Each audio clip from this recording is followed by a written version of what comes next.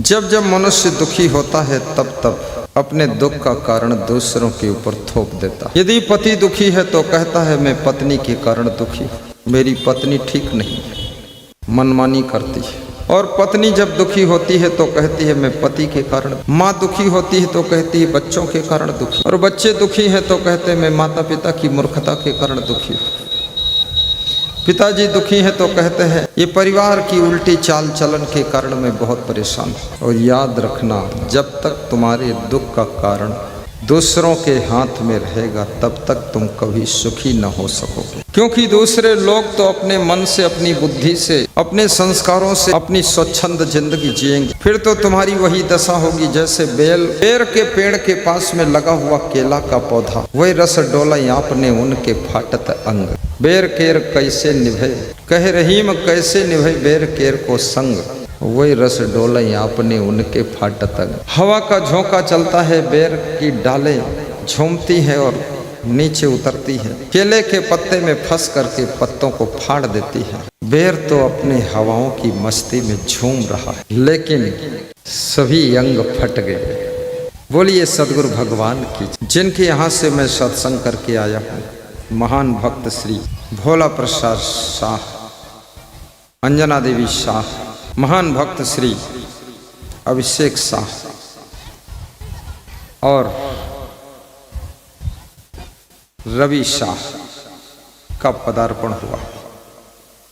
एक बार ताली बजा तो इन्होंने भी बहुत बड़ा प्रोग्राम करवाया। श्री बोधनारायण यादव का भी आगमन हुआ है। बोधनारायण खड़े हो, कहाँ है बोधनारायण? बोधनारायण मनोज मंडल, हाँ ठीक है। 6 मूर्ति आए हुए हैं, आशीर्वाद देते हैं। प्रेम की गंगा बहाते चलो,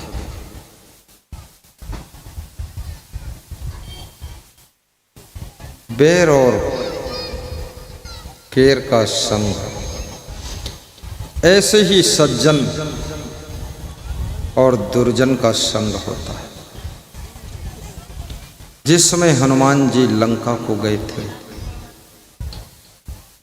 रात्रि के अंधकार में लंका को बारीकी से हनुमान जी निरीक्षण कर रहे थे। किसी के जीवन की बारीकियों को देखना है तो याद रखना, रात्रि के अंधेरे में उसको ठीक से देखा जा सकता है। हनुमान जी देख रहे हैं कि लंका में तो बहुत पाप हो रहा है। धीरे धीरे एक ऐसे पावन कुटिया के पास में पहुंचते हैं जहां लिखा हुआ था श्री राम। हनुमान जी ठिठक गए कि लंका में भी कोई संत रहता है, कोई भक्त रहता है, यहाँ श्री राम कैसे लिखा हुआ है। द्वार खटखटाया तो विभीषण निकलते हैं और विभीषण बोलते हैं जय श्री राम। हनुमान जी का मनोबल बढ़ जाता है। जब जब तुम्हारी विचारधारा का कोई व्यक्ति विदेश में भी मिलता है तो तुम्हारा मनोबल बढ़ता है। तुम्हारी पहचान वाला व्यक्ति जहां मिल जाता है वहां तुम्हारा मनोत्साह बढ़ जाता है। अभी मैं देख रहा था श्री कृष्ण देव यादव जी और श्री सत्यनारायण जी का जब मिलन होगा तो दोनों का उत्साह बहुत बढ़ा हुआ दिख रहा था। दोनों ने बहुत अच्छा संबोधन किया। उन दोनों में नेतृत्व करने की क्षमता, डायरेक्शन देने की कैपेसिटी है। मैं उनके उद्बोधन को सुन करके बड़ा प्रभावित हुआ, मुझे बहुत अच्छा लगा। चुने चुने शब्दों का प्रयोग किया, ज़्यादा भी नहीं बोला और कम भी नहीं बोला, और जो भी बोला पहले तौला उसके बाद बोला। तौलने के बाद जो बोलता है उसकी वाणी में रस टपकने लगता है और बिना तौल कर जो बोलता है उसकी वाणी में बाण भी निकलने लग जाते हैं, बाण भी निकलने लग जाते हैं। इसलिए हमेशा तौल कर बोला। महिलाओं की तरफ कोई धुरंधर जाकर शांत करे, माताएं बहुत परेशान हैं। सबसे ज़्यादा पंखा भी माताओं में ही चल रहे हैं, उसके बावजूद माताएं बहुत चिल्ला रही हैं, क्योंकि माताओं का प्रेम तो बहुत होता है, लेकिन इनका बोलने का मन भी बहुत होता है। सभी माताओं से निवेदन है कि कृपया चुप हो जाएं, माताएं बातचीत ना करें, ताकि प्रवचन में बाधा न पड़े। बार बार डिस्टर्ब होने से प्रसंग चेंज हो जाएगा। जो सुनाना चाहता हूँ वो भूल जाएगा, दूसरा को सुना दूंगा। बोलिए सदगुरु कबीर साहेब की जय। जोर से जय बोल दो तो शायद शांत हो जाए। बोलो सदगुरु कबीर साहेब की जय। बस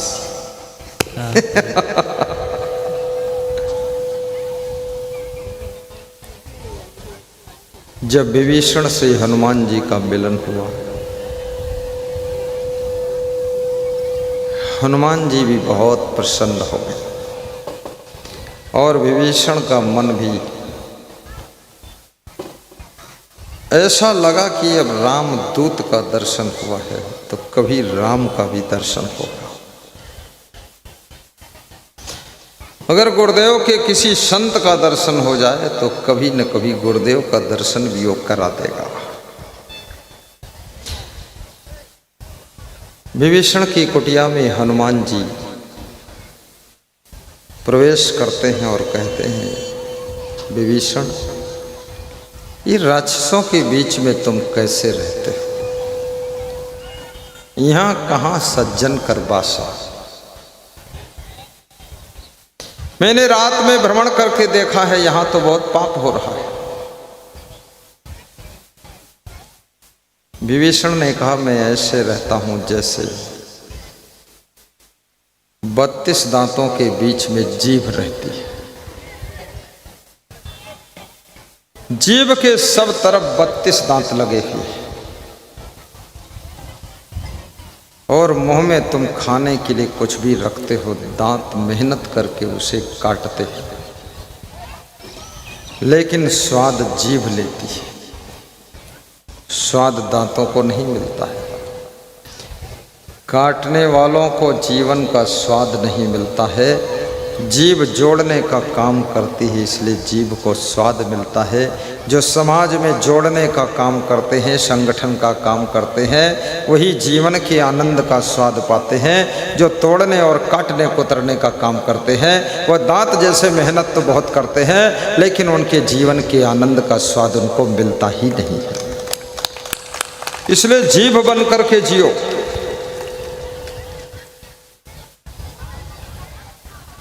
सुनहु पवन सुत रहानी हमारी,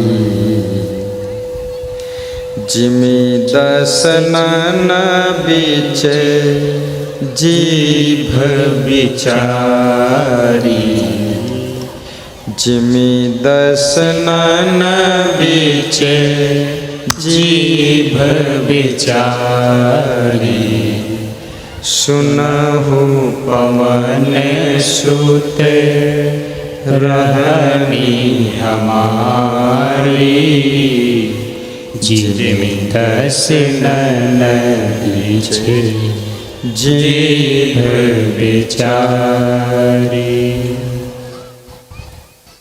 कितने लोगों के घरों में भी वही दशा है।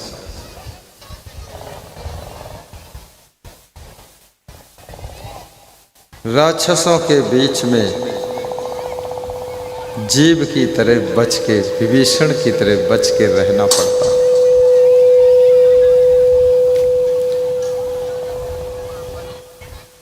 समाज में बचना है तो जीव जैसे कोमल बनो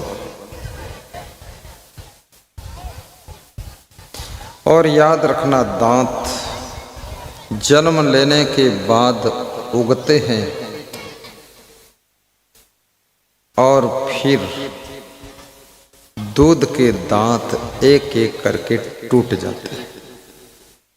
फिर ये दांत दूसरी बार फिर उगते हैं और फिर ये 70 साल के बाद एक एक करके उखड़ कर टूट जाते हैं। और दांत जब जब उखड़ता है बड़ी दर्द करता है। याद रखना, समाज के भीतर जो अराजक तत्व हैं वह ज़्यादा दिन की उनकी जिंदगी नहीं होती है, थोड़े दिन बाद ही वे ख़त्म हो जाते हैं। लेकिन ख़त्म होते हैं तो भी दर्द करते हैं, दुख ही देते हैं। और जीव जन्म से पहले से साथ में ही आती है और मृत्यु तक साथ में रहती है। और तुम्हारे मृतक शरीर के साथ में वो जाती है, क्योंकि जीव कोमल होती है। इसलिए जीव हमेशा आपका साथ देती है और हमेशा रहती है। जीव जैसे कोमल बनिए तो जीवन का स्वाद भी मिलेगा। विभीषण की बात को सुन करके हनुमान जी प्रसन्न हो जाते हैं। एक बार दांत जीव से नाराज हो गए और दांतों ने जीव को धमकाया कि खबरदार चुप रहना, जो भी मुंह में खाने के लिए आता है मैं काटता हूं, कुतरता हूं, मेहनत करता हूं, तू स्वाद लेती है, रस तू लेती है। हम 32 बैठे हैं, तुझे काट देंगे। तो जीभ ने प्रेम से कहा, ये दांतों ध्यान से सुन लो, मैं जब तक सावधान हूं तब तक ये 32 सुरक्षित है। जिस दिन मैं गुस्सा में आकर कुछ गलत बोल दूंगी, सारी 32 तोड़कर बाहर कर दी जाएगी। याद रखना, आपके बीच में, समाज के बीच में, पार्टी के बीच में कोई व्यक्ति जीव जैसा कोमल है, राम भगवान की तरह है, उसको यदि सोचो हम काट देंगे, ये कर देंगे, वो कर देंगे, जिस दिन उसका मूड बदलेगा उसी दिन 32 की तरह तुम उखड़ कर बाहर फेंक दिए जाओगे। इसलिए कृपया अपने दायरे में रहना सीखो, कायदे में रहो, मर्यादा में रहो तो फायदे में रहोगे। कायदा तोड़ दोगे, मर्यादा तोड़ दोगे तो फायदा तो होगा नहीं, बर्बादी आ जाएगी। दांत चुप हो गए और जीभ से क्षमा मांग लिया कि मैं समझ गया तुम्हारे कारण ही सुरक्षित हूं। आपके परिवार में भी कुछ लोग जीभ जैसे ही रहते हैं, बड़े कोमल होते हैं, दयालु होते हैं, सरल होते हैं, लेकिन उनकी वजह से पूरा परिवार सुरक्षित रहता है। तुम्हारे गांव के अंदर भी कुछ लोग जीभ जैसे होते हैं, बड़े रसीले होते हैं, बड़े मीठे होते हैं, उनकी वजह से गांव की शोभा बढ़ती है और गांव सुरक्षित रहता है। जिनकी जिंदगी जीव जैसी है उनकी रक्षा करना तुम्हारा सबका परम धर्म है। और याद रखना, दांत कभी कभी जीभ को काट भी देते हैं, लेकिन जीभ दांतों को क्षमा कर देती है। और जीभ कट जाती है तो जीभ में मलहम पट्टी कुछ नहीं होता, बहुत जल्दी ठीक भी हो जाती है। जीभ एक ऐसी इंद्री है, कटती है अपने आप ठीक हो जाती है, जुड़ जाती फट से। और जीभ सबके पास में एक एक जीभ है और जीभ से जुड़ा हुआ जीवन है। जिनकी जीभ कंट्रोल नहीं है वे कभी स्वस्थ नहीं रहेंगे, जिनकी जीभ कंट्रोल नहीं है वे कभी उन्नति नहीं कर सकेंगे, क्योंकि जीभ दो काम करती है, स्वाद लेने का काम करती है और दूसरा बोलने का काम करती है। आंखें दो हैं, केवल देखने का काम करती है। कान दो हैं, केवल सुनने का काम करते हैं। लेकिन जीभ एक है, काम दो करती है। जीभ को डबल डिपार्टमेंट दिया गया है। कितने मिनिस्टरों को 4-4 विभागों का मिनिस्टर बनाया जाता है। वो बहुत पावरफुल आदमी। और कितने मिनिस्टरों को केवल गौ सेवा आयोग का अध्यक्ष बना दिया जाता है। वो समझते हैं ये गाय संभाल लेगा, बछड़ा संभाल ही नहीं पाएगा, कमजोर है। ये जीभ को डबल डिपार्टमेंट दिया गया है। जिनका जीभ के ऊपर संयम नहीं है वे जरूरत से ज्यादा भोजन खा लेते हैं और रोज जरूरत से ज्यादा खाते हैं और रोज पछताते भी हैं और रोज कहते भी हैं कल कम खाऊंगा, और कल खाने का जब नंबर आता है तो फिर डबल खा लेते हैं। ऐसा खाते खाते पछताते पछताते कहते कहते 60 साल की उम्र हो गई, आदत नहीं छूटी। जो लोग भोजन कम खाते उनका शरीर बहुत लंबी उम्र तक सुंदर दिखाई देता है, और जो लोग भोजन चबा चबा कर खाते हैं और कम खाते हैं उनकी बुद्धि का स्मरण भी प्रखर रहता है। जिनको बुद्धि बढ़ानी है चबा चबा कर खाएं और कम खाएं भोजन, लेकिन मन मानता नहीं। ज्यादातर लोग पेट भर के खाते हैं, और इस कलयुग में तो कुछ लोग ऐसे भी बहादुर हैं जो गले तक भर कर खाता है, और कुछ ऐसे लोग भी महामहिम हैं जो मुंह तक भर देते हैं, आगे घुसता ही नहीं तब छोड़ते।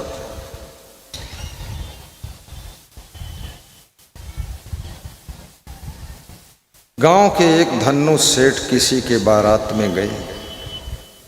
बारात में 56 प्रकार का व्यंजन बना हुआ था, मीठा था, पकवान थे। धन्नु सेठ ने खूब खाया। तबीयत बिगड़ गई। पुराने जमाने की बात है, लोग बैलगाड़ी पर उनको लाद कर डॉक्टर के यहाँ ले गए। डॉक्टर ने उनको खाने के लिए गोली दिया। धन्नु सेठ ने कहा अगर गोली खाने भर की जगह होती तो एक लड्डू और न खा लेता, और गोली खाने भर की जगह भी नहीं बची। एक तंदुरुस्ती 1000 नियामत, health is wealth.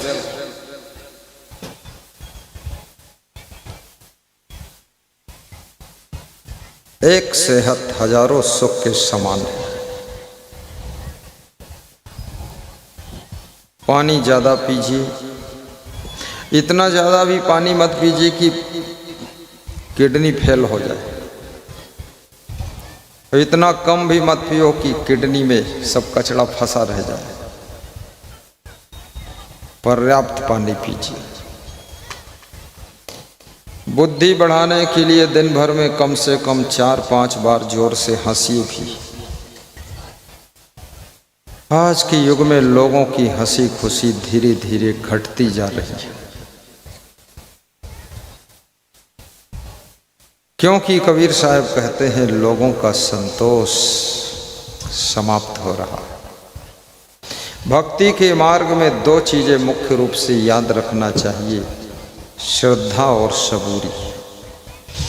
Sai Baba के मंदिर में जाइए तो वहाँ गेट पर 2 शब्द लिखे होते हैं, श्रद्धा, दूसरे साइड में लिखा होता सबूरी। श्रद्धा का मतलब आस्था होता है और सबूरी का मतलब सब्र होता है, और सब्र का अर्थ संतोष होता है। जहाँ श्रद्धा है वहीं पर भक्ति जीवित रहती है। श्रद्धा के खत्म होते ही भक्ति भी खत्म हो जाती है, क्योंकि भक्ति की जान ही श्रद्धा है। श्री कृष्ण अर्जुन से कहते हैं, जिनको शांति चाहिए, सुख चाहिए, उन्हें श्रद्धा से शुरुआत करना चाहिए। प्रेम की पवित्रता की पराकाष्ठा का नाम श्रद्धा है। प्रेम की मलिनता का नाम वासना है। प्रेम की शुद्धता की चाबी भक्ति और उपासना है। जितना तुम्हारे अंदर भक्ति बढ़ेगी, तुम्हारे भीतर प्रेम पवित्र होता चला जाएगा। वासना तुम्हारे प्रेम को मैला कर देती है। प्रेम एक ऐसा बिंदु है जिसकी रक्षा करने के लिए आपको हर समय अलर्ट रहना पड़ता है। कितने लोग प्रेम को संभाल न सके, धीरे धीरे प्रेम मोह में बदल गया, प्रेम ममता में बदल गया, और प्रेम आसक्ति बन गया, और प्रेम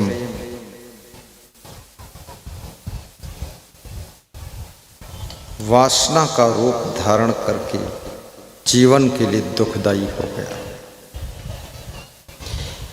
इसलिए प्रेम प्रेम ही रहे, इसके लिए भी आपको बार बार सत्संग सुनना जरूरी है।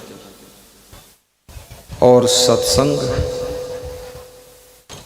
याद रखना, जब कोई सत्संग कराएगा तब तो सत्संग सुनोगे।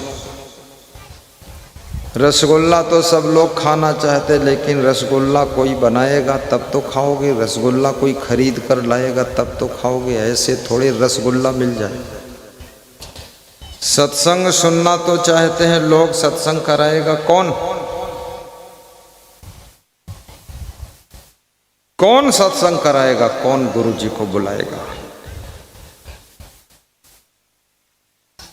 फिर कोई कन्हेली जैसे, श्री कृष्ण नगर जैसे भक्त ध्रुव और प्रहलाद जैसी श्रद्धा लेकर खड़े हो जाते हैं। मीरा और सेवरी जैसी आस्था झलकती है, तब गुरु को बुला करके सत्संग का शुभारंभ होता है। कुंवाड़ी गांव में भी सत्संग हुआ, वो भी जिला अररिया में ही आता है। कुंवाड़ी महान भक्त श्री भोला प्रसाद शाह ने, उनकी धर्मपत्नी श्री अंजना शाह, बिना सोचे बिना विचारे उन्होंने न्योता दे दिया हमको पहुंची गांव के सत्संग में कि बाबा को आमंत्रित कर देते हैं। फिर गांव वालों से बताया कि बाबा का प्रोग्राम करना है। बहुत से लोगों ने सहयोग दिया और बहुत से लोगों ने अपने अपने बुद्धि के अनुसार कुछ प्रवचन भी सुनाया। लेकिन याद रखना, यथा यथा ही कुरुते कल्याणे कुरुते मना, यथा यथा ही पुरुषा कल्याणे कुरुते मना, तथा तथा से सर्वार्था सिद्धन्ते नात्र संशय। जैसे जैसे मनुष्य कल्याण के कार्यों में मन लगाता है, वैसे वैसे उसके सभी कल्याण के कार्य, परमार्थ के कार्य सफल होते चले जाते हैं। इसमें कोई संदेह नहीं है। इसलिए कभी भी सत्संग कराने का बीड़ा उठाइए, संदेह मत करिए, वो एक दिन सफल हो ही जाएगा। नेपाल संसरी जिले से पधारे हुए श्री रमेश शर्मा जी खड़े हुए, यही नाम है। हाँ, पति पत्नी दोनों पधारे हुए। इनकी इच्छा है, संसरी जिले में बाबा कभी नहीं गए हैं, नेपाल की धरती पर बाबा के ज्ञान की गंगा बहाओ।